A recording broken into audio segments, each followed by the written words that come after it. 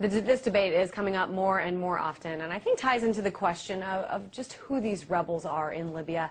It's difficult, of course, to study them now in the midst of the fighting, but investigative journalist Webster Tarpley says we can get some clues from history. And Webster, you talk about this study that was done back in 2007 by West Point. It basically looked into the background of some of the guerrilla fighters crossing the border from Syria into Iraq. Talk about what was learned in that study and how it relates to today. The story, as you say, is that in about 2007, the U.S. forces captured the al-Qaeda personnel files in that critical Syria-Iraq border area. And they got about 600 or 700 personnel files. So they did a study. Where did they come from? It turned out that the absolute world capital of sending jihadis, terrorists, according to the U.S. definition, into Iraq was the city of Darna. And Darna, of course, is about halfway between Benghazi and Tobruk. It's the heartland of the entire rebel area that the U.S. is now rushing to protect. They did a study of which country had sent the most, and it turned out that Libya was the champion per unit of population. Libya beat Saudi Arabia, the closest contender, by almost 2 to 1.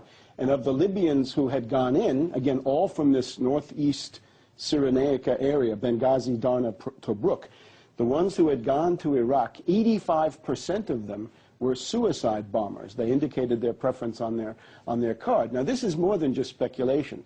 Readers of the London Daily Telegraph on Saturday, and indeed of the Italian business paper Il Sole 24 Ore, a couple of days before that, can find an interview with the commander of Darna. His name is Hasidi, and he is a former U.S. POW, Admiral Stavridis. If he's looking for flickers, he ought to look in his own records of people who have been held by the U.S., either in Pakistan or maybe at Guantanamo Bay.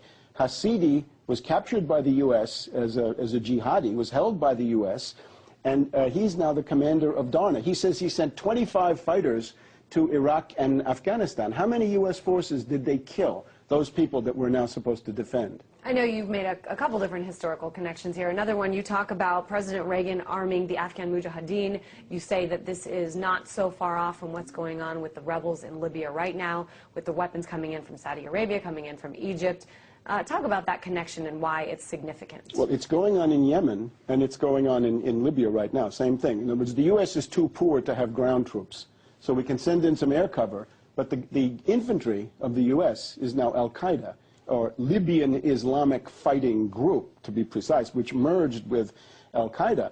Go back to 1995, the David Shaler affair. This was a defector, a whistleblower from MI5, who said that MI6 had paid a al-Qaeda organization in Libya 100,000 pounds to try to kill Gaddafi. And that was linked to the last insurrection in 95-96, precisely from Benghazi and Tobruk. So if al-Qaeda is enemies with Gaddafi, does that make, in this situation, al-Qaeda our friends? Absolutely not. Suppose you get these crazies, because that's the only way to put it, psychotics, fanatics, misfits, terrorists, whatever they are.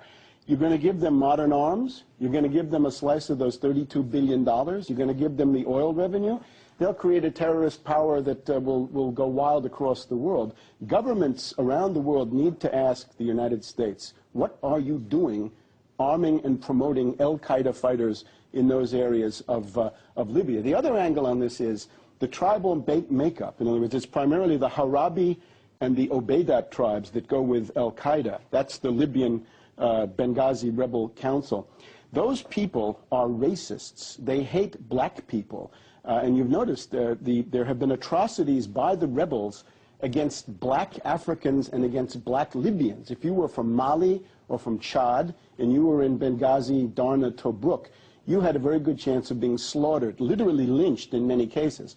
Of the Gaddafi tribes, the pro-Gaddafi tribes being the Kaddafa, the Magahira, the Wafala, and the Fezan. The Fezan are black or very dark. They might be massacred. If that rebel army gets into western Libya, we're going to have a genocide of black people presided over by Obama and Susan Rice. So you're saying, to one extent, there's a chance that the rebels that are getting armed right now with the help of U.S. allies, you're saying that there's a chance that as this goes down the road, that they could start hanging people from the sides of the road just as Gaddafi did. They've already done it. In other words, the reporting was all slanted against Gaddafi, but Africans were lynched by the rebels when they took over in those areas.